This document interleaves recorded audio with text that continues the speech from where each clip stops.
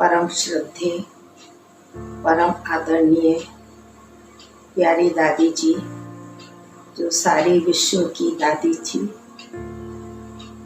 प्यारी दादी जी के साथ मुझ आत्मा को रहने का और साथ साथ दादी की पालना में पलने का मौका बचपन से ही प्राप्त हुआ। 69 से मैं मधुबन में दादी जी के साथ रही और दादी जी की पालना में ही बड़ी हुई। दादी जी ने हमें माता की तरह पालना की हमारी, और दादी जी हर बात की हमें शिक्षा देती थी, कैसे चलना है, कैसे करना है, ब्रह्मा कुमारी जीवन क्या होती है और कैसे ब्रह्मा कुमारी जीवन बनानी है। और ये जो जीवन हमको मिली हुई है, ये जीवन इतनी सुंदर है, ये दादी जी हमेशा हमको समझाया करते थे और अपनी जीवन को सुंदर और श्रेष्ठ एक आदर्श ब्रह्मा कुमारी बनाने का लक्ष्य दादी जी ने हमको दिया था, जिस लक्ष्य को लेकर के ही हमने अपना पुरुषार्थ किया। भले आयु हमारी छोटी थी, ज्ञान की इतनी समझ नहीं थी, लेकिन दादी का प्यार, दीदी का प्यार और साकार बाबा का प्यार मुझ आत्मा को बहुत प्राप्त हुआ, जिस प्यार ने ही मुझे ब्रह्मा कुमारी बनाया। और ब्रह्मा कुमारी जीवन इतनी श्रेष्ठ जीवन है और बाबा ने, दादी ने हमें ये समझाया, उसके आधार पर ही हमने अपने जीवन को बाबा की सेवा में समर्पित किया। दादी जी के साथ सेवा का बहुत बहुत मौका मिला। दादी जी से बहुत कुछ शिक्षाएं प्राप्त की। दादी जी के अनुभवों ने हमारे जीवन को बहुत संवारा। दादी जी के साथ के अनुभव कई प्रकार के मुझ आत्मा के अंदर रहे। दादी जी का जो एक स्लोगन है, दादी जी निमित्त, निर्माण और निर्मल वाणी, तो उस स्लोगन को दादी जी ने अपने जीवन में साकार किया था। दादी के जीवन में वो स्लोगन प्रैक्टिकल में था। मैं दादी जी की निर्माणता की बात करती हूँ। एक बार की बात है, मैं मधुबन में थी, अपने कमरे में थी। दादी और मेरा कमरा एक ही था। हम दादी के कमरे में ही साथ साथ रहते थे। एक दिन मेरी तबीयत खराब हुई और तबीयत जब खराब हुई तो मेरे सिर में बहुत दर्द था, टू मच दर्द था, जिसके कारण मैं छोटी थी तो रोने लगी और ज़ोर ज़ोर से रोई। तो मेरे साथ वाली जो बहनें थीं, उन्होंने जाके दादी जी को सुनाया। दादी जी ऑफिस में बैठे हुए थे, दीदी दादी साथ में थे, तो दादी को सुनाया, दादी जी प्रभा बहुत रो रही है। तो दादी तुरंत, दीदी दादी दोनों साथ में आए मेरे कमरे में, और कमरे में आकर के दादी ने मेरे को पूछा क्या हो रहा है। मैंने कहा दादी मेरे सिर में बहुत दर्द है। तो दादी ने उसी समय किसी बहन को कहा कि बाम लेके आओ, और दादी ने बाम मंगाया और मेरी खटिया पर बैठकर मेरे साथ में दादी जी ने मेरे सिर पर बहुत अच्छी तरह से बाम लगाया। और बाम लगाने के बाद चद्दर से मेरे को लपेटा और कहा, प्रभा तुम अभी आधा घंटा सो जाओ और आधा घंटे के अंदर ही तेरा सिर दर्द खत्म हो जाएगा। तो दादी ने ऐसे मुझे सुला दिया जैसे माँ अपने बच्चे को सुला देती है। तो दादी जी माँ की तरह थी, और दादी जी ने जैसे ही मुझे सुलाया और सचमुच मेरा आधा घंटे के अंदर वो सिर दर्द खत्म हो गया। तो दादी माँ क्या होती है, दादी ने हमें हमारी पालना इस प्रकार की। दादी के साथ हम अंग संग रहे, दादी से बहुत कुछ सीखा और दादी के जीवन से भी हमने बहुत प्रेरणाएं ली। दादी हमेशा अथक थी।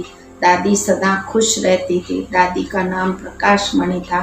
तो प्रकाश की तरह दादी एकदम खुश रहती थी। सदा हर्षित मुख दादी का चेहरा रहता था।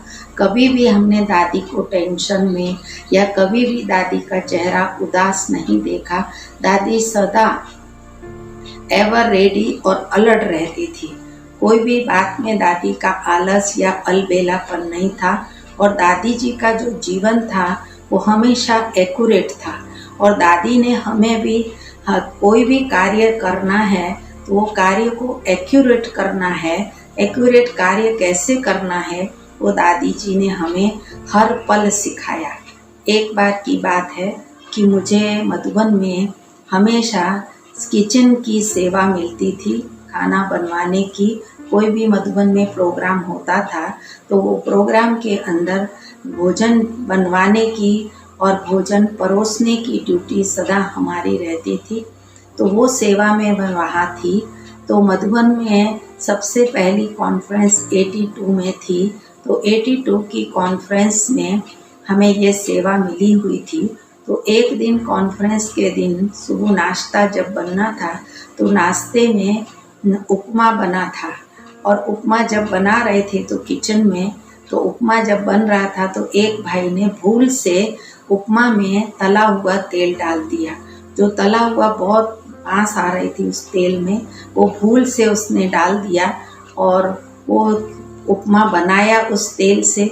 तो जब उपमा बना तो उस उपमे में भी बहुत बांस आने लगी। अभी 2000 लोगों का उपमा बना था तो अभी उस उपमा को फेंक कैसे सकते हैं। तो सूरज भाई ने क्या किया कि उसमें देसी घी डाला कि भाई चलो देखें देसी घी डालने से उसकी सुगंध कम हो जाएगी और हम इसको वेस्ट नहीं करेंगे। तो उन्होंने कोशिश की लेकिन फिर भी उसके अंदर खुशबू तो आ ही रही थी। फिर हमने जब वो बन गया तो डाइनिंग हॉल में आ गया तो हमने उस डाइनिंग हॉल में उस उपमा को सभी को खिलाने के लिए दे दिया।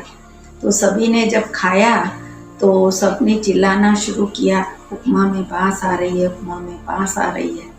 तो ये बात दादी के पास कंप्लेन गई। जब दादी के पास कंप्लेन गई तो दादी ने मुझे बुलाया और कहा कि प्रभा तुमने उपमा नहीं देखा कैसा बना। मैंने कहा दादी मैंने टेस्ट नहीं किया, मैंने देखा नहीं। तो दादी ने कहा देखो प्रभा तुम्हारी ड्यूटी क्या है, तुम्हारी ड्यूटी है कैसा बना है, क्या बना है, कैसा परोसा जाएगा, ये तुमको दादी ने ड्यूटी दी है। तो तुम्हारी ड्यूटी थी उसको चेक करना। और अगर चेक नहीं किया तुमने तो देखो आज वातावरण बन गया। इसलिए कोई भी बात होती है पहले उसको चेक करो। तो मेरा कहने का भाव यही है कि दादी हर कार्य को एक्यूरेट कराना चाहती थी और जो ड्यूटी मिली हुई है उस ड्यूटी को कैसे एक्यूरेट बजाना है वो दादी ने हमको सिखाया। तो दादी के साथ हम एक्यूरेट कैसे रहें, कार्य कैसे करें, वो दादी ने हमेशा हमको सिखाया। दादी के साथ हमने बहुत कुछ सीखा। दादी कैसे हर प्रकार हल्की होकर के हर कार्य करती थी। दादी को कभी भी कोई टेंशन नहीं होता था। कोई भी कार्य करती थी तो हमेशा दादी यही कहती थी कि बाबा करा रहा है, करन करावन हार बाबा करा रहा है, मैं कर रही हूँ। दादी का ये स्लोगन सदा था। और हमने दादी के जीवन के अंदर ये बात देखी कि दादी को कभी भी ये नहीं आता था मैं कर रही हूँ। दादी हमेशा अपने को निमित्त समझती थी और यही कहती थी कि बाबा करा रहा है और मैं कर रही हूँ, मैं तो एक इंस्ट्रूमेंट हूँ, करन करावनहार बाबा है।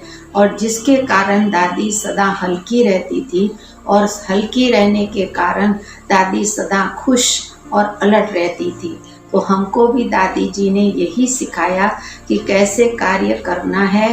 बाबा कराता है, बाबा हमारा साथी है, बाबा ने हमें कराना सिखाया, बाबा कर रहा है, हम सभी इंस्ट्रूमेंट हैं। हमें बाबा का कार्य बाबा करन करावन हार को स्मृति में रख करके हर कार्य को करना है। तो ऐसे दादी जी ने कई बातें बहुत अच्छी हमारे जीवन में सिखाई। बहुत बातें हैं जिनको सीख करके हमने आज अपना ऐसा श्रेष्ठ जीवन बनाया।